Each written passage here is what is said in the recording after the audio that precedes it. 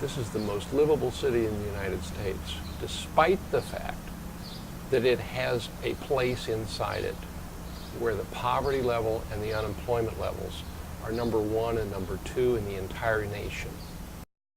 From my experience in the Homewood community, one of the problems has always been that there are turf wars that constantly seem to exist. That community has tried in so many different ways to accomplish something. And I think with Pastor Blackwell and Dina, there are people who have an understanding of the community and a force of personality to be able to affect the change.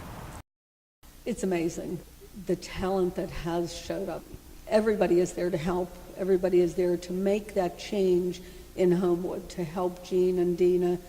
Well, I think working for the House of Manna has revealed to us how our talents that we use to make our careers are now very useful and valuable in this effort, and how meaningful and fulfilling it is to discover this while we're building a community of faith. The thing that amazes me about this particular initiative is the fact that the resources of those that can do good in a community have all aligned themselves. There's a unique group of people that have come together. I think it's the right time within our society, and I think that these people have been able to bring their vision for what can be accomplished and to communicate that to others and get them as enthused with the idea. Everybody that I see involved in this work wants first and foremost to be faithful to God and to be an instrument for God's work in the community. Sunday seminar talked about understanding the perspectives of people not like us. People that don't act like us, they don't talk like us, they don't look like us, they don't live like us. Well, this is that world where all those things are present in the House of Manna, and all I have to do is drive 12 miles. I see perceptions of one another to be melting away, to be overcoming those fears and those doubts. Friday nights are wonderful. The people that come there, some of them come there for the dinners, some of them come there to worship, to hear the message. But many of the people, when I say to them, "Where have you been? You haven't been here for 2 weeks," they just glow because they feel there is somebody that is looking forward to seeing me here. And that's always amazed me.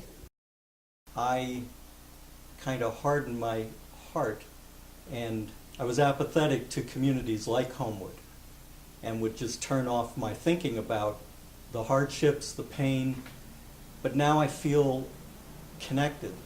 You cannot go there and be in relationship with the folks that are there and not be changed yourself.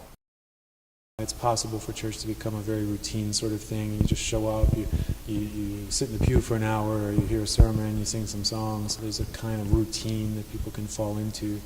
Getting involved in something like House of Manna, our experience is that faith becomes alive. People see God working in powerful ways. They see themselves in different ways. They see things that they're able to do as gifts from God.